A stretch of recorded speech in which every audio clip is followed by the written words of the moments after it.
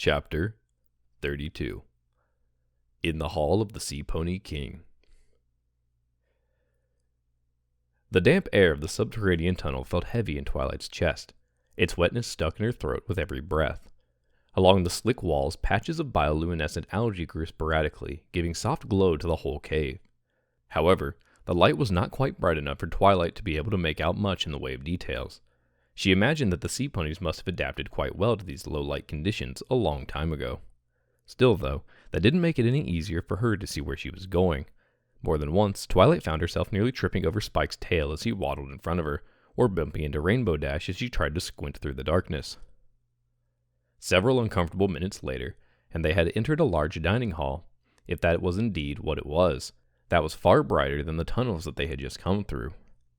At the head of a long table, a robust sea pony sat slouched in a tall chair. He was drumming his hooves against the wood and had a bored expression on his face. That, however, changed quickly as soon as he saw Twilight along with Rainbow Dash and Spike enter the room.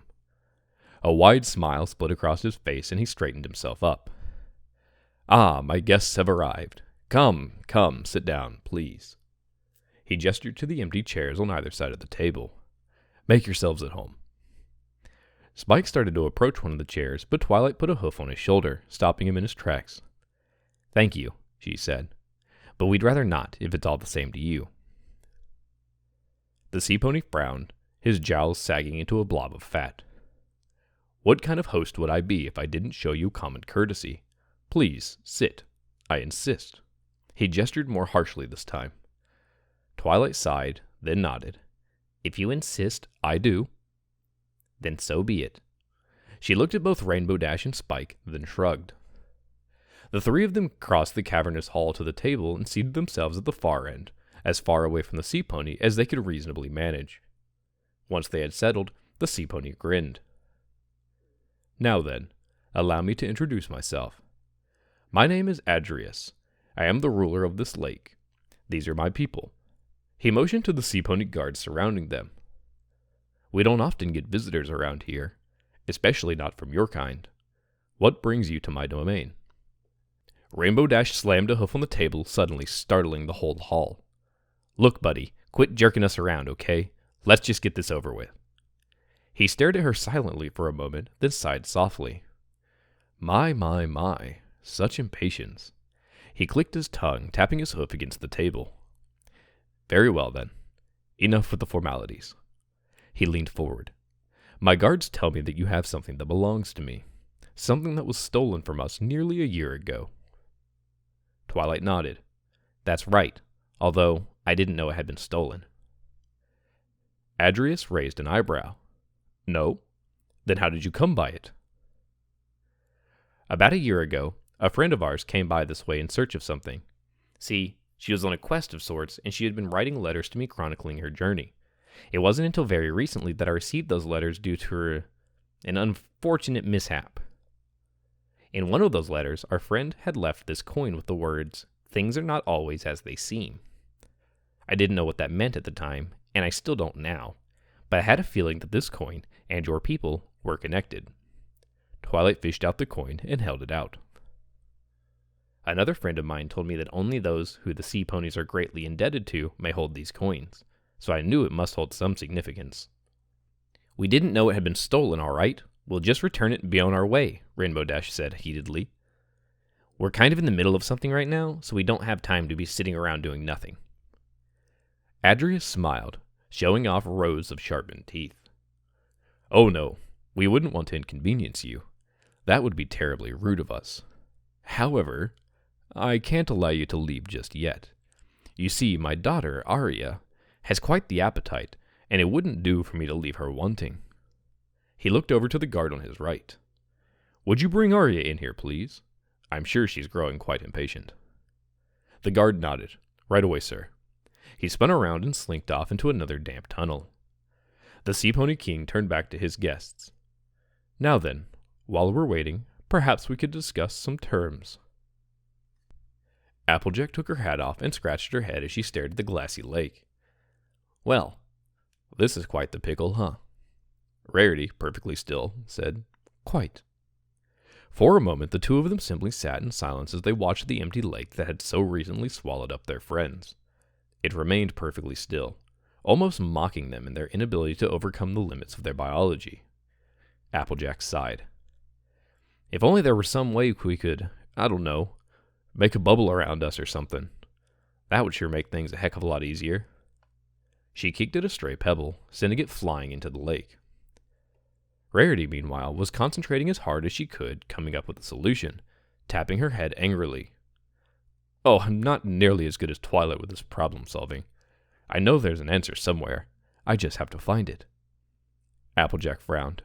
She approached the edge of the lake and stuck her hoof in. It's pretty cool, she remarked. Depending on how deep it is, maybe we can just hold our breath. I mean, unless you've got a better answer, Rare. Rarity bit her lip in concentration. Then, all of a sudden, her eyes lit up. Wait, what did you just say a second ago?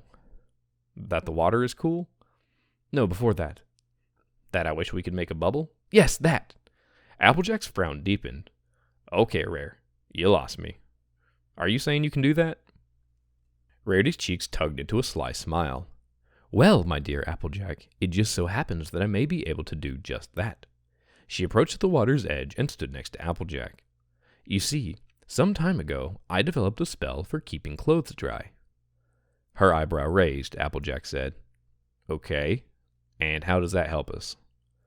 Well, the idea was I created a sort of bubble around the clothes and kept them safe from not only water, but anything else that might dirty them. If I were to apply that to just a pony's head, for instance, then I may be able to allow you to survive underwater. Although, it probably wouldn't be for long since the bubble can only extend so far and allow so much oxygen in. Applejack blinked. You really think you could do that? That's mighty impressive. Rarity sighed. Yes, well, it's not a perfect solution. Like I said, the bubble would only be so large and only hold so much oxygen, so it would hardly do us any good if we had to stay down there for an extended period of time.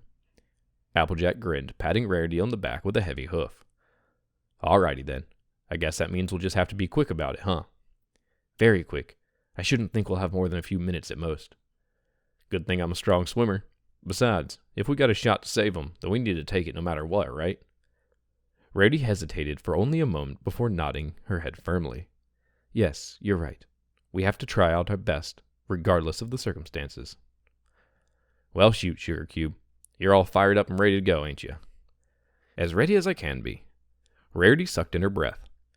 Okay, let's not wait a moment longer. Her horn began to glow a bright blue as soon as she finished her sentence, the light increasing in intensity as she poured more magic into it. She closed her eyes and creased her brow, horn sparkling with life as she directed it first at Applejack. The spell worked quickly. First, it flowed out like a strand of wispy silk from Rarity's horn. Then it attached itself to Applejack's head, slowly working its way around her entire face and down her neck. Once the substance had covered her whole head, it expanded several inches until it looked as though Applejack had stretched a balloon over her head and blown it up slightly. Like a balloon, the shell wasn't solid, and it bobbed and rippled as Applejack moved. She tried to speak, but only a muffled sound made it past the bubble's walls. She frowned, then shrugged. Next, the spell wrapped itself around Rarity's head and did the same thing. Within a few seconds, Rarity had her own amorphous bubble. With a silent sigh, she let the spell go and looked over to Applejack. Like a funhouse mirror, the other mare's head was distorted by the shape of the bubble and its ever-changing nature. She almost laughed, then realized that would waste precious oxygen. So instead, she motioned to the lake and nodded. Applejack returned the nod, and both mares stepped into the cool waters, breaking the surface's otherwise perfect stillness. With one last look at each other, they slipped beneath the water and began to swim downwards. It was almost immediately that Rarity realized a major flaw in her plan.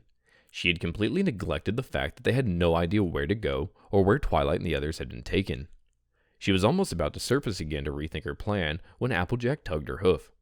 She followed the other mare's hoof to where she was pointing. Far down, she could just make out a small light. She nodded to Applejack, and the pair made their way toward the mysterious glow. As they got closer, they began to realize the light they were heading toward was in fact, one light, but rather a series of light that led beneath a big rock.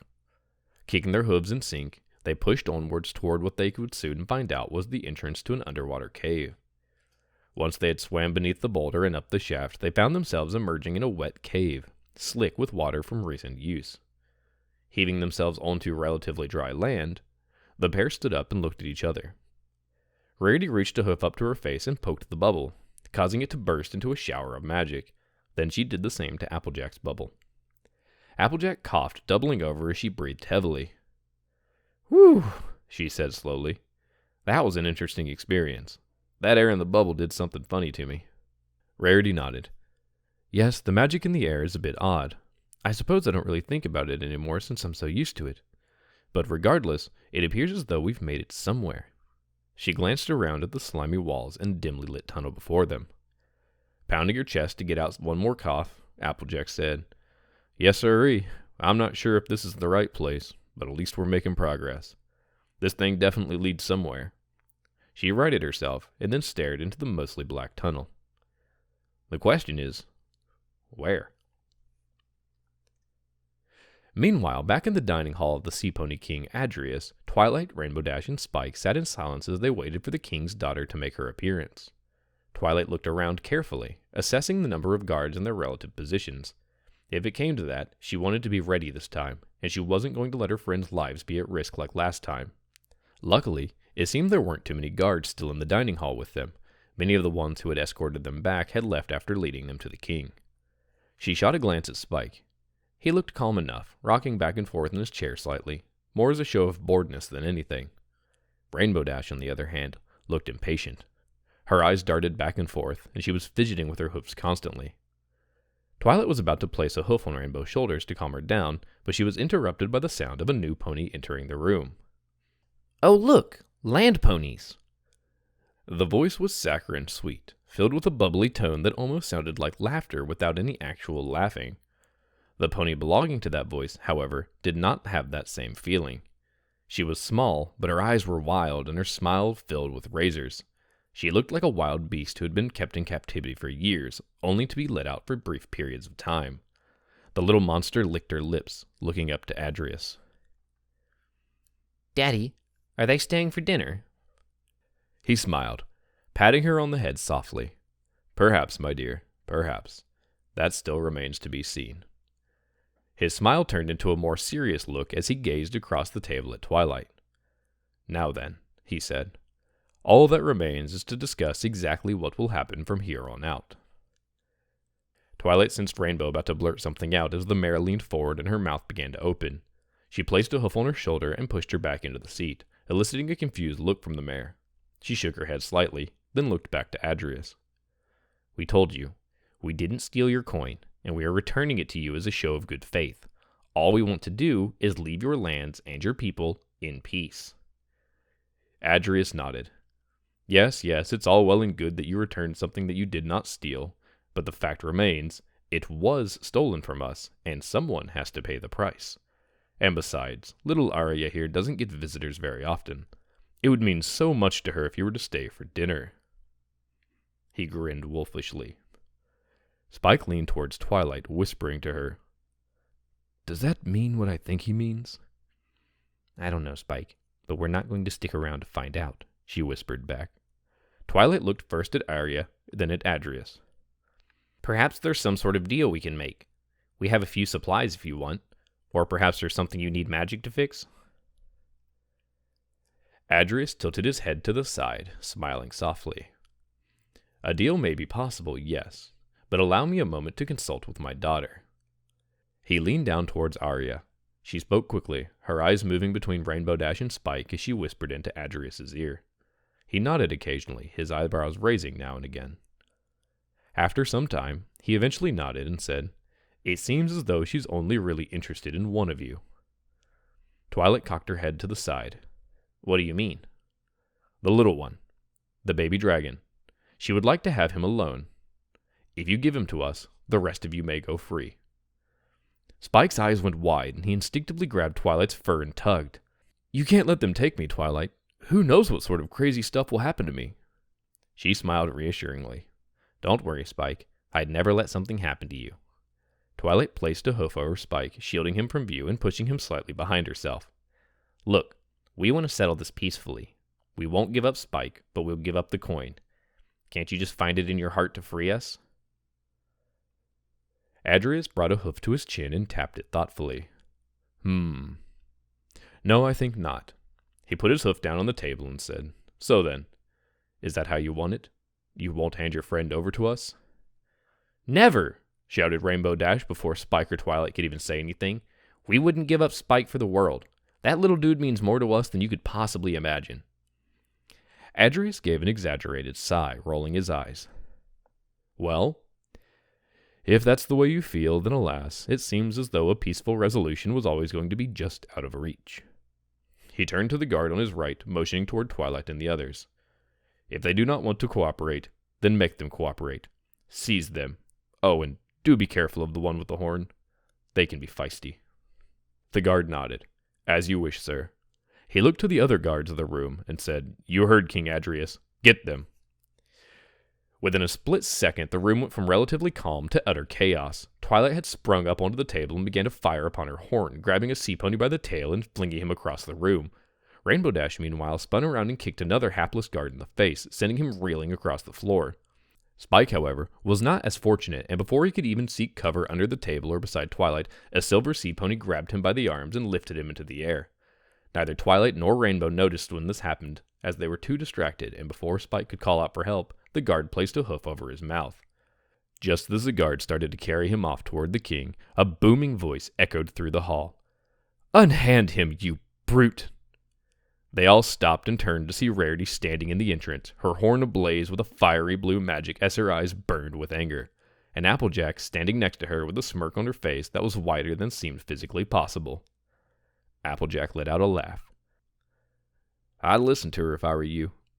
She can be a right pain when she's mad.